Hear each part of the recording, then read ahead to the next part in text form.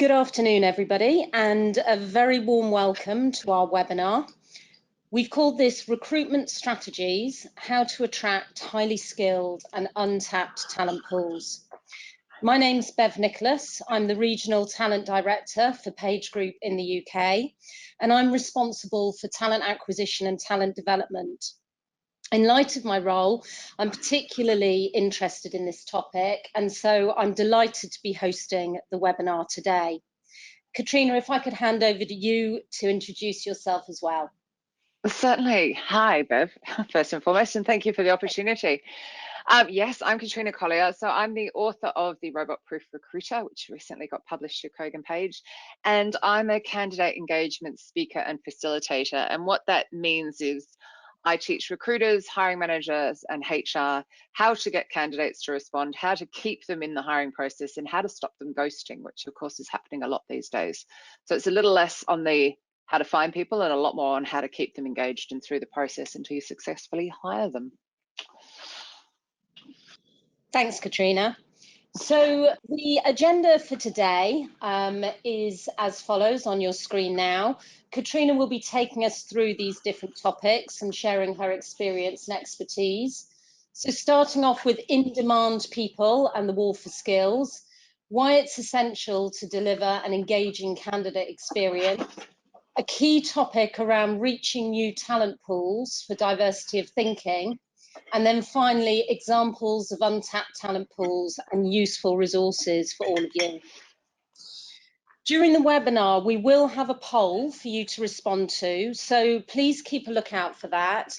And in addition, you're also able to type questions to submit to Katrina too. So please, if you have any questions as Katrina's going through all the content, then please submit those. And then at the end of the set time, I'll have a little bit of extra time to ask Katrina some of the questions, and I will try and cover as many as possible.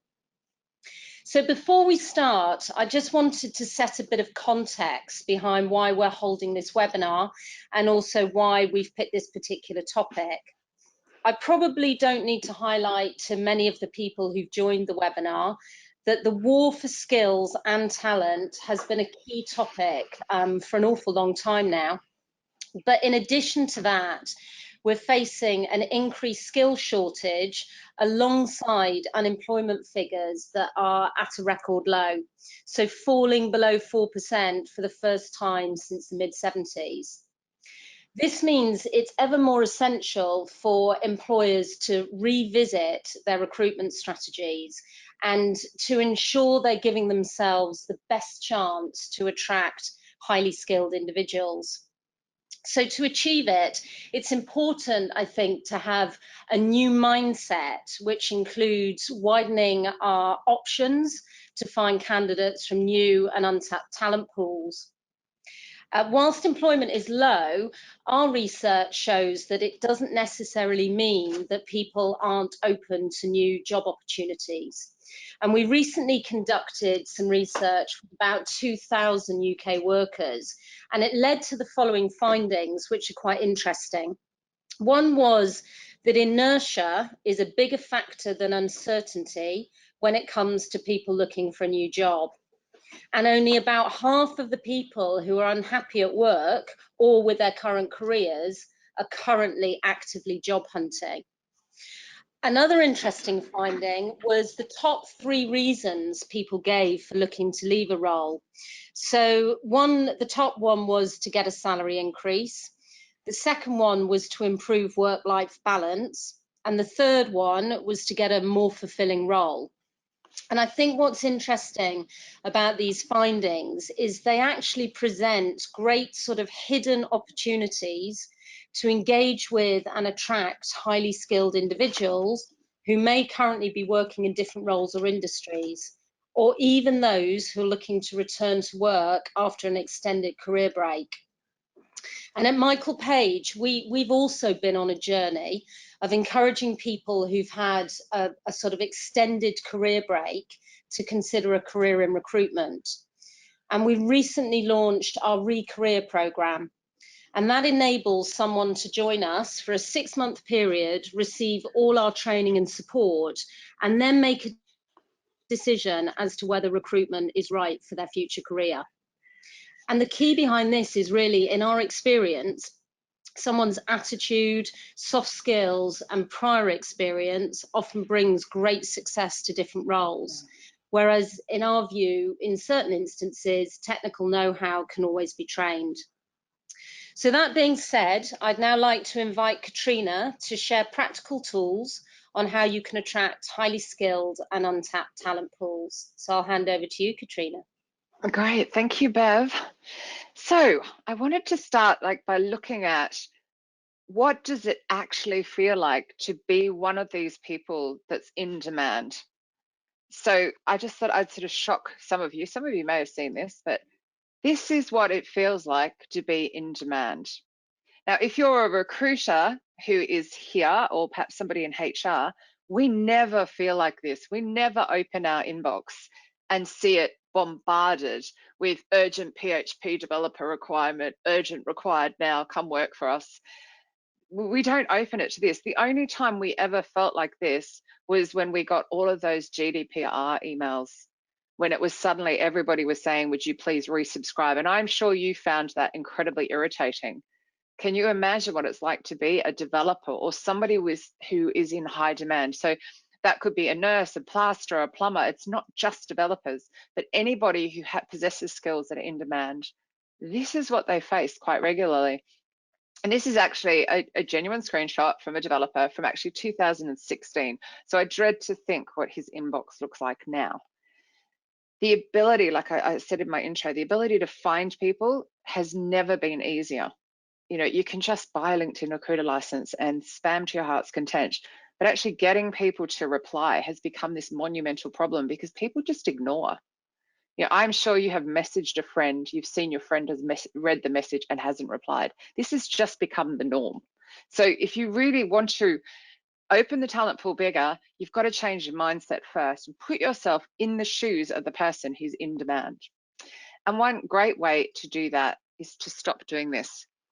Textio did some research, and the one thing that will reduce your response rate, so you send a message to a candidate to try and get their attention, the one thing that will reduce your response rate by 80% are the words, I came across your profile on, and usually that is followed by LinkedIn.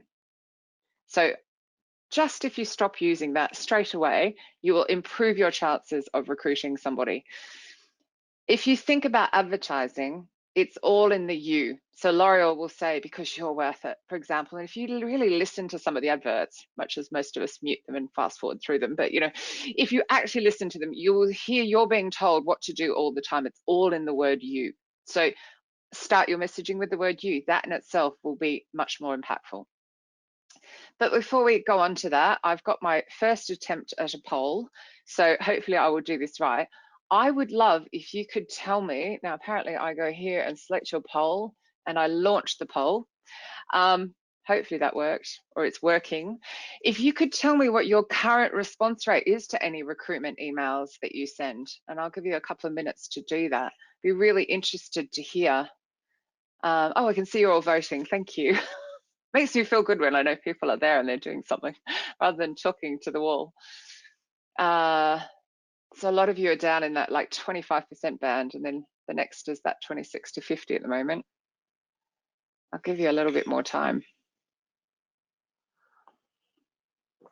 Allows me to slurp my tea as well. Okay, we're at 71% voted, so you're getting there. I'll let you get to 100 and then I'll stop it.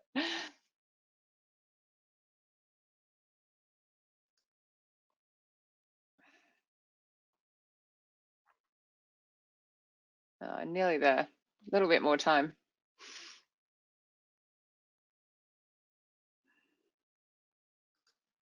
Oops, sorry.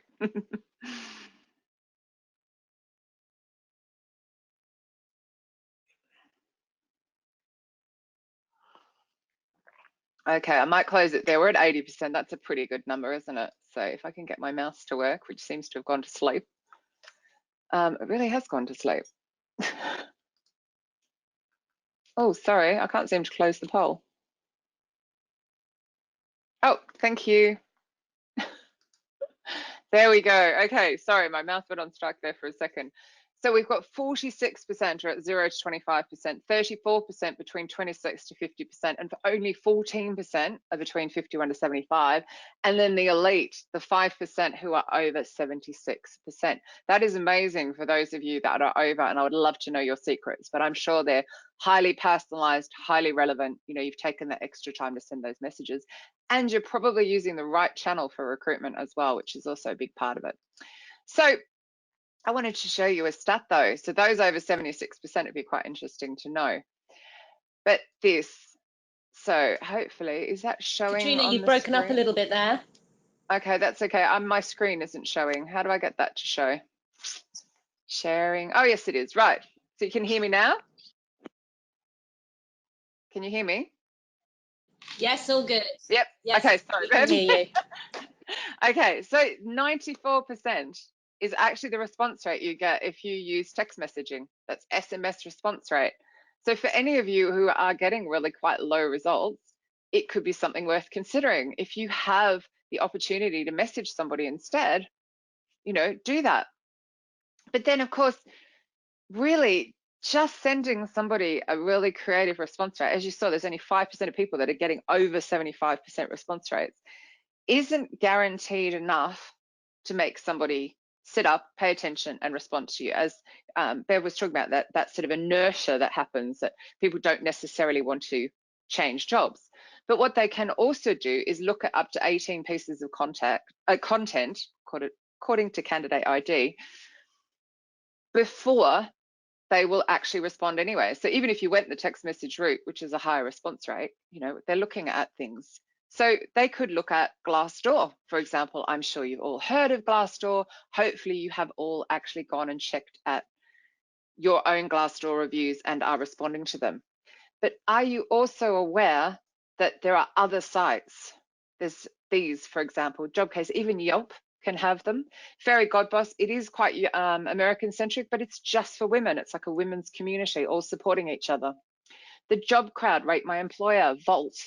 There's also Comparably is quite big here in Europe as well. Career Bliss, In Her Sight. And then the two that will also really impact you over here are Indeed and Kununu.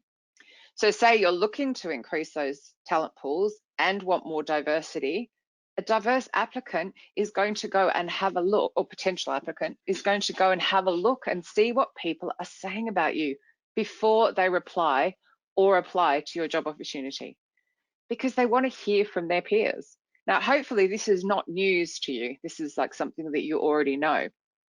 But I do want you to make sure you respond to them. I quite regularly will use like an X-ray search. So that's where you go site colon, say let's use Glassdoor as an example, site colon glassdoor.co.uk/interviews, for example, for never heard back, or /reviews for toxic environment. If you type that into Google, you'd be staggered at the number of reviews there are that aren't replied to. It's very important that you let somebody know that they've been heard. And that person, even though it's an anonymous review, will get an email from you. So you can always say, you know, hi, it's Katrina here.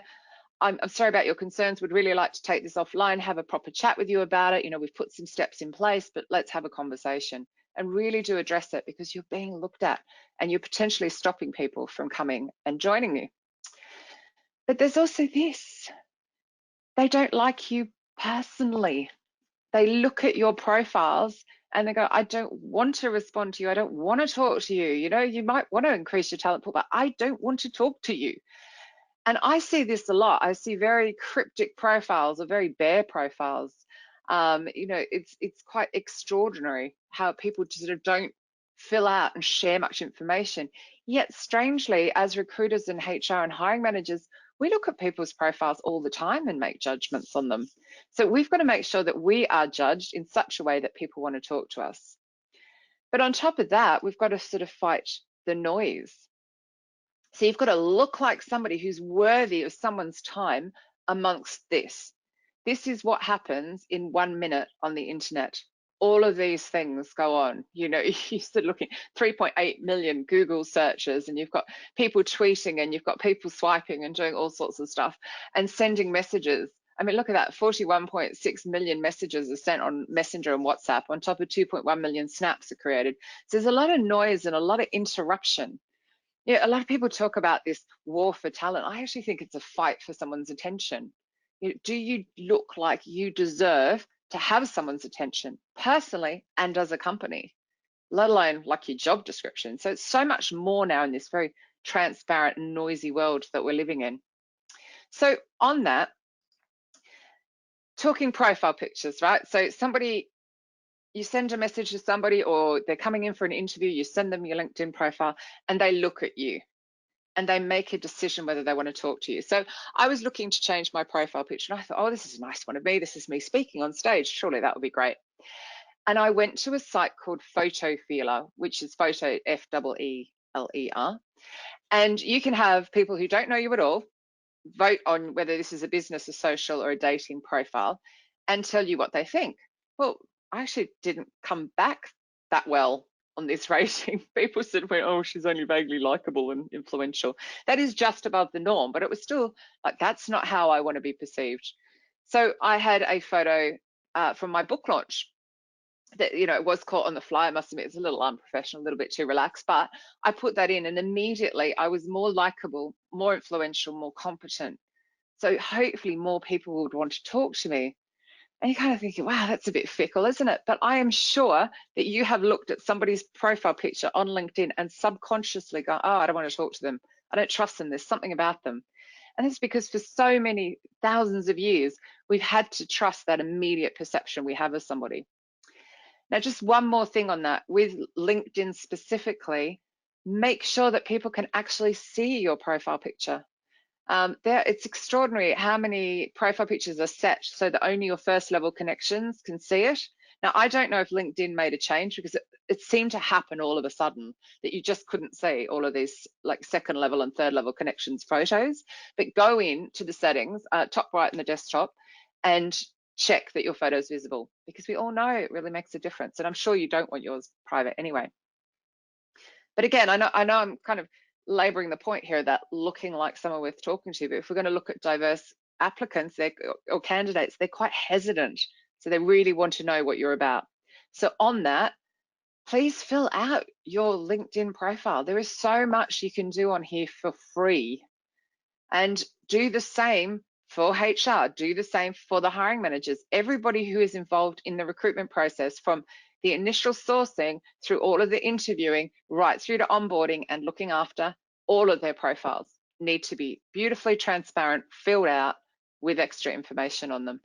So things that you can do, you can fill out that headline. So where I've written the author, the robot proof recruiter, etc., fill that out. That is seen on Google, and it's also seen when you viewed someone's profile. To have a profile picture that looks appealing, fill out that bio so that it really stands out to people. And then underneath, fill out the summary. Now, I have quite intentionally taken this as a screenshot from my phone. We all use the desktop all day, that's what we do, but the candidates don't do that. And people receiving your messages are probably looking on their phone. And you will find there's a distinct difference in how your profile appears on the phone. And the summary is spelt out just those first 3 lines. So from I'm a candidate engagement through to Cambridge, that's all they see. And it's really different to what you see on the desktop. So look at your profile on the phone. And then of course, add some rich media, add photos, show inside your company. This is completely free to do all of this, so fill it out. But also, if you're going to use the other social media sites, fill them out and use them. If you're not using your Twitter account, which will come up on Google if someone searches for you, just delete it rather than leave it there dead. I don't think there's anything worse than a dead Twitter account.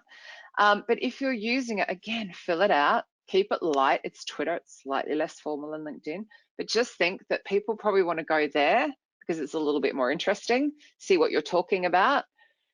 Please watch in the current climate what you are talking about. It's very easy to go to Twitter in this current climate to vent, but just be aware for not just how you're perceived as the person, you know, bringing the people into the company, but also how it will impact your future career. So just be a bit wary there what you're doing. And then of course, Instagram. I am a massive Instagram fan. There are 1 billion people who are using Instagram. compared to just 303 million who go into LinkedIn once a month for less than 17 minutes. They're very, very active on Instagram. Sure, the sourcing side is more challenging, but the ability to show yourself as a recruiter worth talking to and a company worth talking to, it's a really, really powerful tool. And I'm going to talk about that again in a minute. But again, some people use Instagram are very cryptic. Don't be cryptic. I've got my name, I've got that I'm an author again, I've got like what I'm about. So people know that they come here and they're going to see like book photos and dog photos and all this sort of stuff. I think currently it's dog and car at the moment. So it sort of phases through. But just again, so that people can understand what you're about straight away.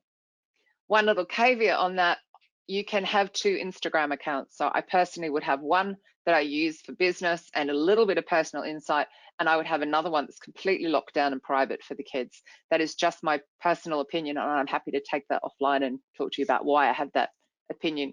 I'm more than welcome to do that afterwards rather than now. But please do not stop at these 3. Okay, everyone sort of goes, oh, LinkedIn, Twitter, and Instagram, I've got it sorted out. But there are 2.4 billion people using Facebook.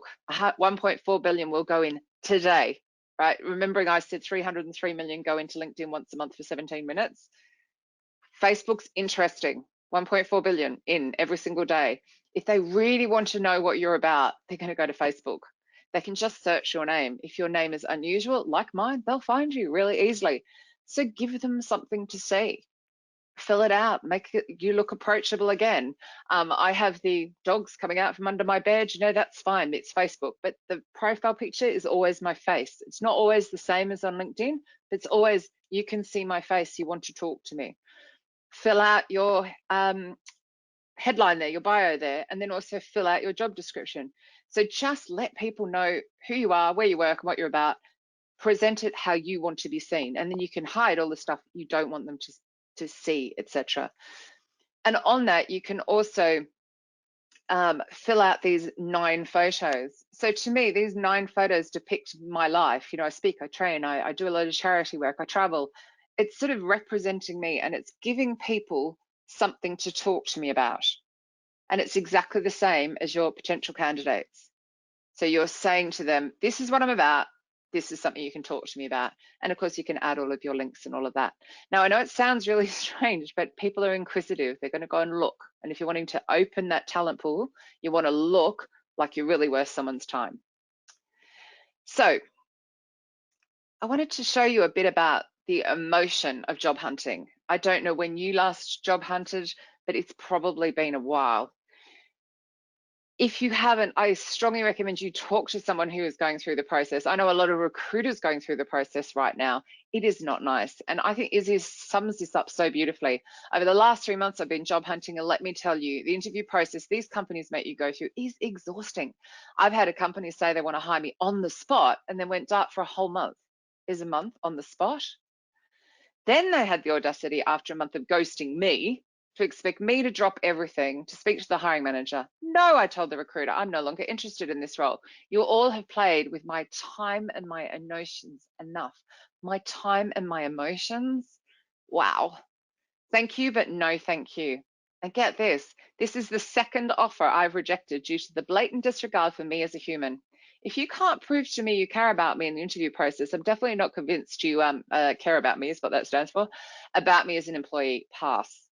Brutal, but really, really true. I have found, researching for the book, hundreds of these, horrifically, hundreds. We're the people bringing in the people into the company, but sometimes we let the technology get in the way, we let the process get in the way, and we forget about, how does she put it? The emotions, my time and the emotions. Time, you're never going to get the time back. The time you are giving me now, being here live and listening to me, it's a gift. You will never have that time back. So we must remember that. So now if we go into the next pieces, we're looking to hire diverse people. We're looking to look at a different range of people. We want them to feel like we will actually open our doors and let them in. We will truly be inclusive. There is so much talk about diversity and almost like a tick box exercise. You know, I know it's really important for you to know the diverse makeup of your employees, but to actually make people feel included is really different. So I absolutely love this. And what this is ThoughtWorks. They're an IT consultancy. And if you go to their website, on the homepage, you will find their blog. And then you can click into inclusivity, which I've done here. And I've moved this around a bit to suit this. But the posts that are there, some of them have actually reduced me to tears in the past. They're from their employees and they're talking very openly. So there's a beautiful post from someone who's transgender and about technology saving her life. And it's so raw and it's so real. And ThoughtWorks is like, we would like you to write and put that on our blog, because we want our clients and we want our employees and we want our future employees to all know that you can come here and be yourself. I don't think anybody proves inclusivity like they do. I think it's absolutely extraordinary. And I love, there's lots of tips as well. So they don't just do that. I mean, you can see the bottom left here, getting back into IT as a mum. So talking about, you know, coming back in and what it felt like and how scary it was and how helped she was and things like that. So if you can do this, if you can show as a company what it's genuinely like, you will attract more people, because it's not just the finding, it's this getting people to actually be willing to step out. And one of the great things about hiring people, say with a disability, for example, is they're so loyal to you because they're not made to feel welcome in other companies. Sometimes they can't even apply. So this is why this is so important, to just really show what it's like. And the great thing about this is it costs nothing but time for somebody to write the post and share the post. And obviously, I guess to be brave, because it does, there's, you know, to be allowed to be that brave is quite something as well. But there are other ways you could do it. So I mentioned Instagram a minute ago. If you're not already doing this as a company, I highly recommend you create a corporate hashtag. So the one you can see at the top of the screen there is Inside Indeed. So I'm sure you know Indeed, big job board aggregator. So they say to their employees, use Inside Indeed as the hashtag. If you share a photo wherever you are, if it's about work or on the fringes of work, use the hashtag. By sharing the post publicly and by using that hashtag, they are giving the company permission to repost that onto a corporate site or to share it elsewhere. I love these when they're embedded on career sites as well, because they're really, really real. You know, constantly photos are changing all the time. And I'm sure if I went and took a screenshot of this right now, it would be completely different again. And what I love is when you do click in, so here's Michelle here in Austin, Texas, and she's sharing her photo in her bed working with the dogs. It was pointed out to me that this was on a Sunday, so my mistake using this screenshot, because I'm a dog person, so of course I went for it. But I don't know if she's working that Sunday, that she hasn't had time off to make up for the travel that she's doing as well. So I decided to leave it in, but it was pointed out to me I made a bit of a boo-boo there.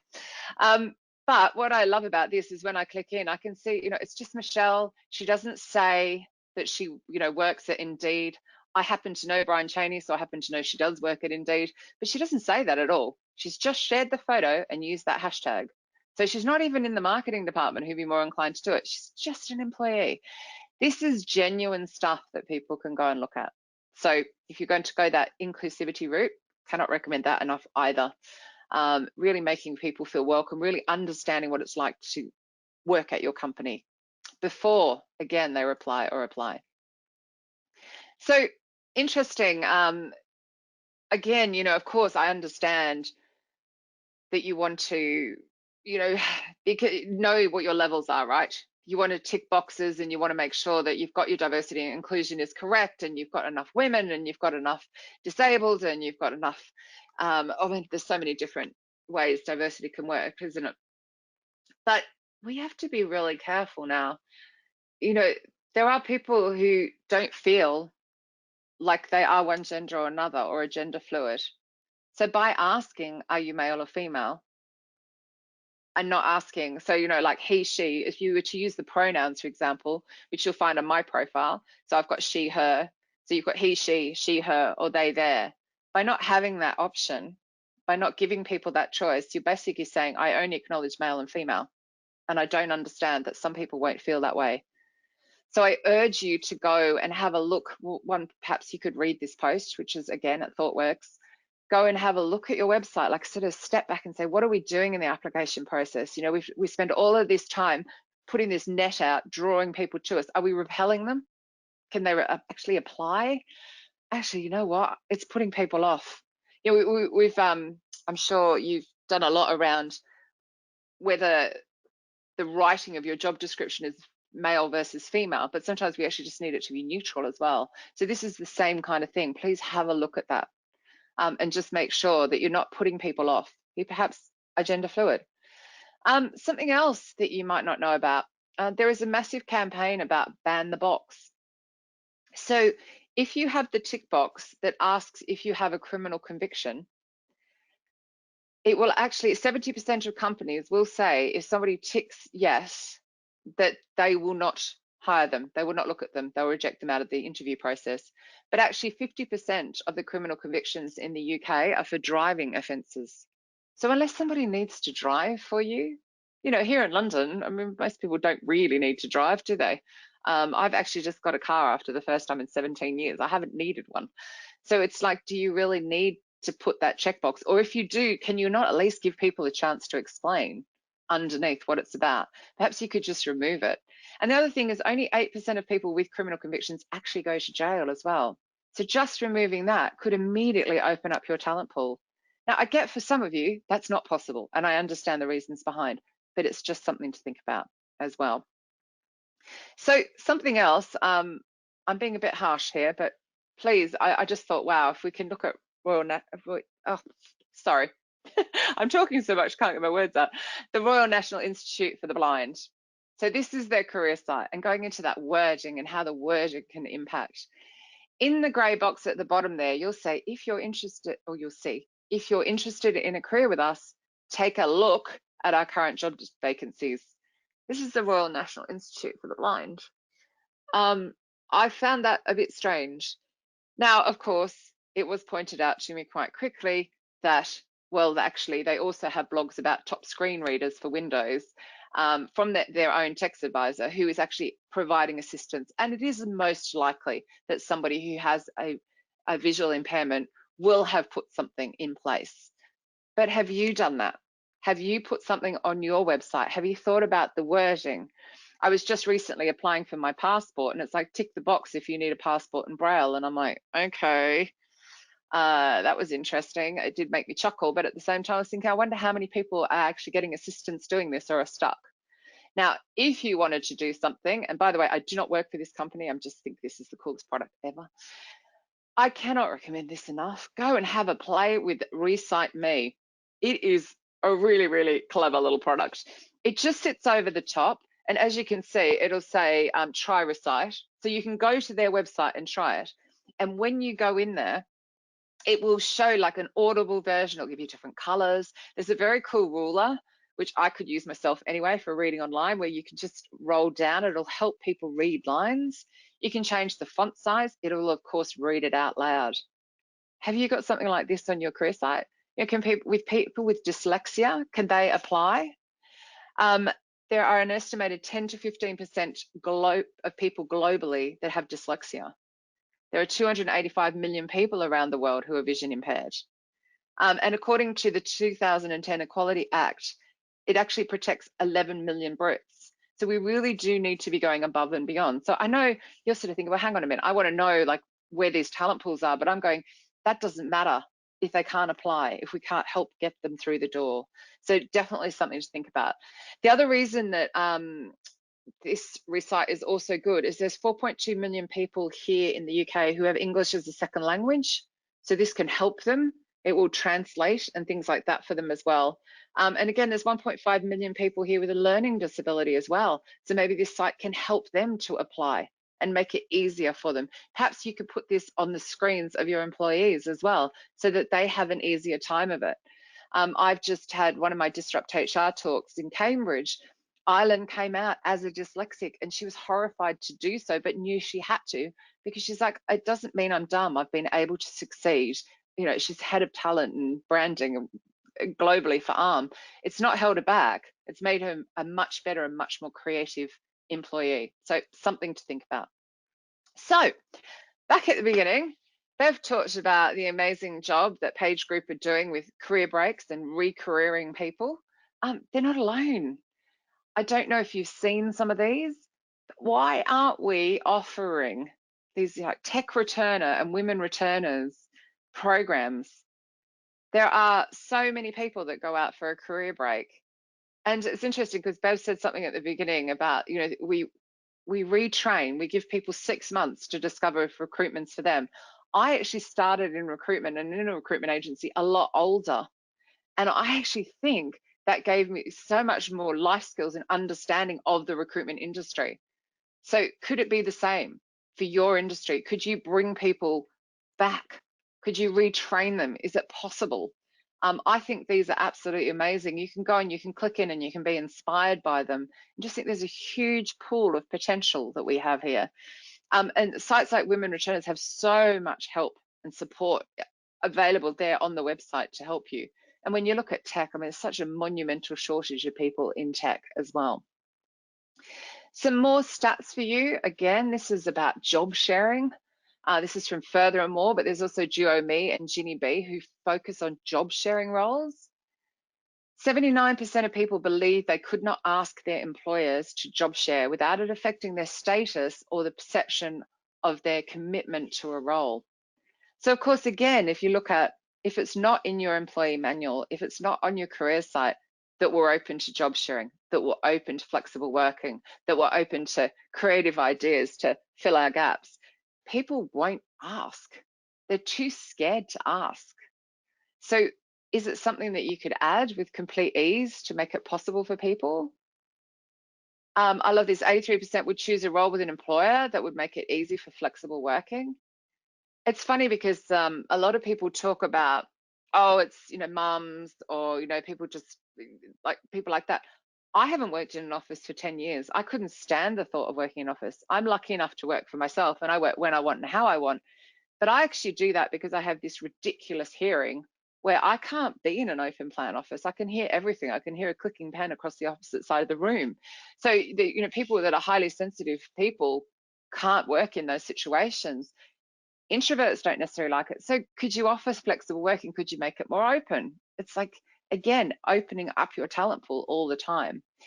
And of course, again, it's a huge expense to replace a senior staff member. So maybe you do need to say, actually, before you go, was there something else we could have done? That's retention. That's still recruitment. And then, of course, remote working. A lot of people think, well, actually, remote or flexible or, you know, skills-based working, project-based working. A lot of them think, oh, that's just Fiverr. Not at all. Professionals are doing it. I see a big leech with the Gen X, not because of the fact that they've got any kind of generational typecasting traits. More, they're older. They're able to take their knowledge and leave. They can come back and deliver projects. They're financially more able to do that and more confident to do that. So can you, if you're looking for project-based people, can you go to sites like Abodu and Flex Jobs and like look for those professional workers because they're out there and they're wanting to do it and they're wanting to tap in. And then, of course, just to finish off, where else and who else? I think this is a question we should be asking all the time. Could you be hiring vets, ex-offenders? Who else could you be hiring? What other way could you as a business be operating to fill those roles? You know, if the people are in demand, what can you be doing differently as a company to make it more viable for them to come and join you? And with that, I'm pretty well done talking, except for answering your questions, which I can see there's a few already. Hopefully Bev is there, but I think all the time with that untapped talent pools is where else and who else. Oh, and there's also, if you're having any issues with your hiring managers, in chapter 5 in my book, there's a lot of input from, I crowdsourced this book, there's a lot of input from recruiters about like how to get your hiring managers open to looking at other talent pools as well, because sometimes they're also a bit biased. So Bev, are you around or are there questions to launch at me? Absolutely, I'm definitely here, Katrina. Firstly, my apologies. We've just been notified that a couple of times the sound dropped out, so I really hope that hasn't, ruined the webinar and content for you. So apologies for that. But Katrina, we did get 95% of it, if not slightly more. Okay. So firstly, thank you for that. We have indeed had some questions come through.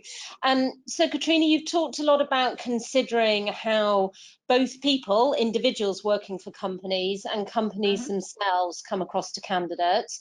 What in your view helps people get the balance between being authentic and not being sort of too salesy?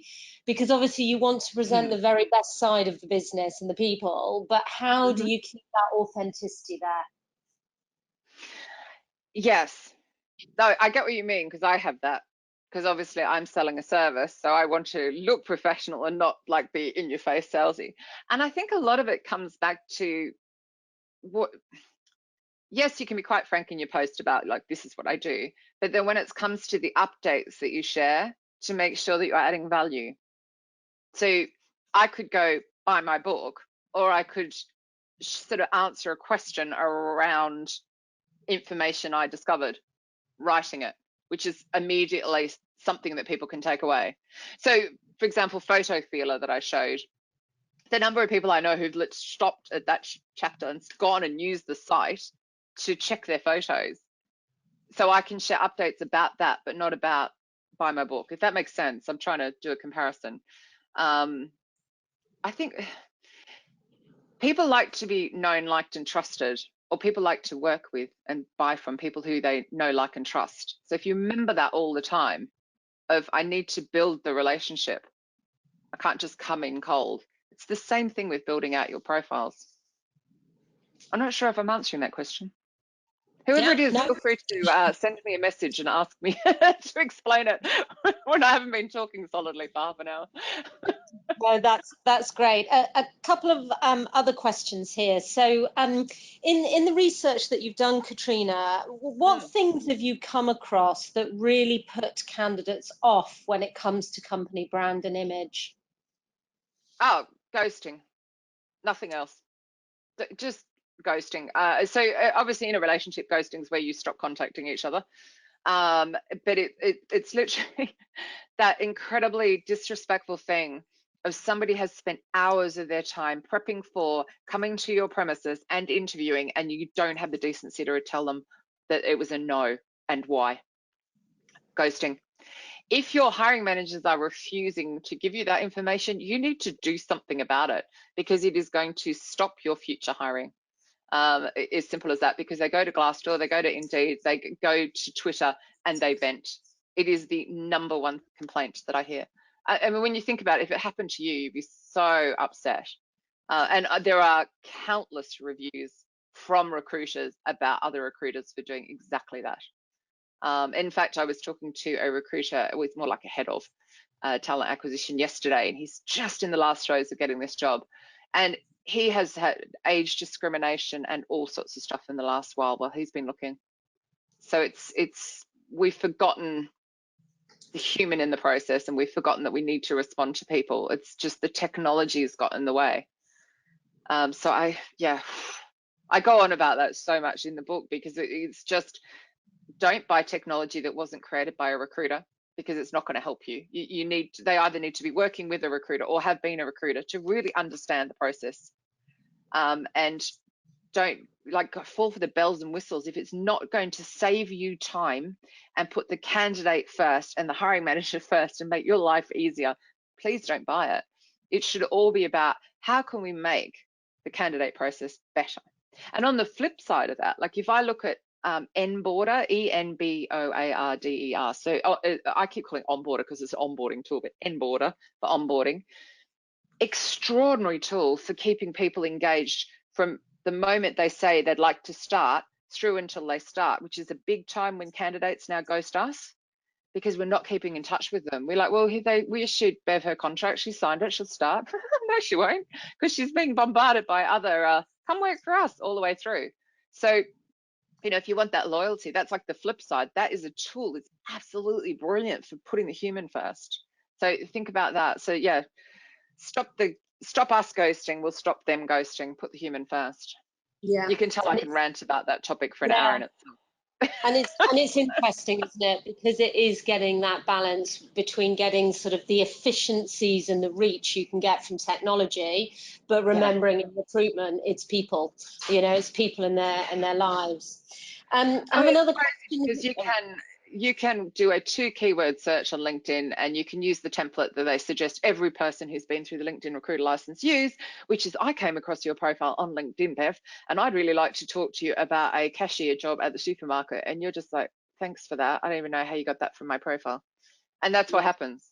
So everyone gets all these and they just switch off. So it's a massive problem. So So I have another question here, and I'm not sure which industry this is, but the question is, how would you attract candidates to unglamorous industries? oh, absolutely, keep it real. Go and have a look at, sorry, this is personally me thinking this is unglamorous. Sorry. Ben Gladhill, if you're listening, I apologize profusely. Go and have a look at Yodel. Yodel have got some videos. So I personally think being a courier is like completely unglamorous, but I live in London. The traffic is a nightmare. But go and have a look at their career site, and they've got videos, male and female, of course. They've got both. It's very diverse, talking about what they love about their job and very real. And one of them even goes, look, it's long days and I do get tired and I do have to lift boxes up to 30 kilos. Um, it's really real. And then what I love is this is a use of technology in the right way. They've attracted people to the career site. There is a little chat bot which you can use to start the process of applying. And I usually get to the bit where it says, can you lift 30 kilos? And I go, nope. And it goes, oh, well, I'm sorry, you're not right for this position. So you can actually go start the application process. So I know that's high volume and not glamorous, but or high volume. So not necessarily what this means, but to me, that is not a glamorous role. That's a tough role that not everybody can do. Not everyone has the patience to sit in traffic all day. If you, oh, their name's gone out of my head. So annoying when that happens when you're on a live webinar. Oh, it's completely gone. But there are some, no, it's gone. I can't think of their name, but they're just, I think if you can get some employee generated videos that are very real, because there are people that do that job and they love that job. So it's just, find those that have been with you a while, ask them what it is about the job that keeps them there. I mean, they might shock you. It might be, well, really is just a means to an end, or it might just be something else. I think you just have to go and ask them. And I love those in videos, really short videos and genuine, not over polished PR, because people don't buy into that. They don't believe it.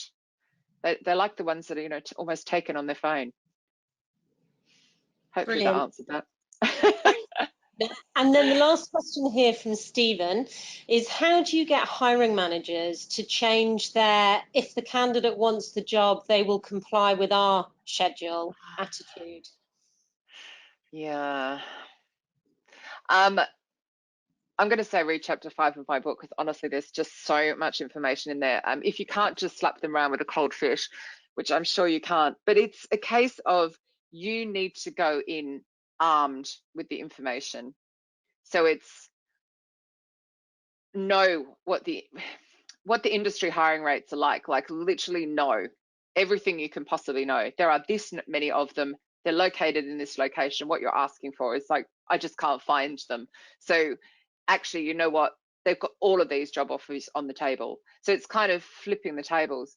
Where I've done this is I've gone into a company and I got the hiring managers and the recruiters talking and on the same table. And I started the session by asking, well, first for honesty, which I did by asking if ever, were people there under duress, and this man put his hand up, which amused me no end. But he was honest, right? And I just said, stay honest. And I said, who has had a job offer this week?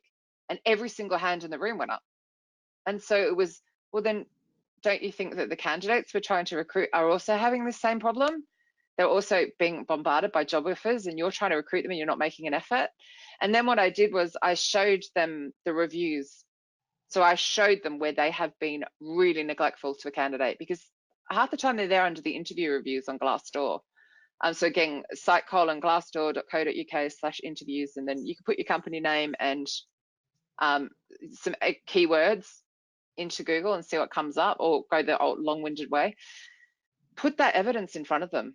But the more armed you are with that, the more you can do that. And other than that, you just need to, and again, that's why I'm saying, like, read that chapter, because I asked Maisha Cannon and Steve Levy and Tanji Pettis, who are excellent at getting their hiring managers on side, to help me with that chapter. That was sort of show you how to set SLAs with them and really open their eyes up to what it's really like in the marketplace. Their job is 10%, or their recruitment is 10% of what they do. They don't have the bandwidth half the time. So sometimes it's just like winning them over and showing them like how a bit of time and a bit of effort will save them so much time down the line. Hopefully that answered that. Brilliant. Are there any more? Oh, uh-oh. Is this one of those sound moments? Oops. Oh, sorry, nope. I was talking, but on mute. I'm back. So, Katrina, thank you so much for answering those questions. We do have more questions, which for those of you we haven't had time to ask Katrina to answer, the questions that you submitted, we will submit those to Katrina. In addition, we've been asked whether or not the slides will be shared, which they will be following the webinar. And Katrina, we've also had a request if you're happy to provide the links to a number of the different websites. That, I can change the slide. Yes. Yes, that you've mentioned and referenced. That's Emma, isn't it? Yeah. So yes, Emma's asked for that. So just in summary, and thank you again, Katrina, for all the insights that you shared. We are coming to the close of the session, and I just thought it would be useful to summarise a few of the key points that have been covered. So the piece around attracting talent in a candidate short market probably requires all of us to update our recruitment strategies and really challenge ourselves around, are we appealing to a really diverse sort of pool of candidates, and are we appealing to individuals who may be from different backgrounds or industries that we haven't considered before. This definitely includes considering the untapped talent pools that Katrina's talked about, and looking there for the right people for your business. And I think essentially it's having a really effective engagement approach, and Katrina's covered positive elements to that and things that could put candidates off. And what we're really looking to do, I guess, is connect people, not just candidates, but people with both you and your business. So it's been an absolute pleasure to be your host today. And as your recruitment partner, we do want to offer you really valuable insights through webinars like these, but also through things like events and content, reports, and an awful lot more. We have, in June, launched a number of ebooks to support people leaders in attracting and recruiting the best people from a more diverse pool, and you can access those ebooks via our website. The links to all our different resources will be shared via the webinar recording. And also, if you want to find out more about other webinars that we're running, you can access that information on our website in the recruiter section at the top of the screen. So just finally, thank you again, Katrina, for sharing all your insights, your enthusiasm and expertise. And thank you to everybody who's attended. And I hope you have a very good rest of the day. Thank you. Thanks.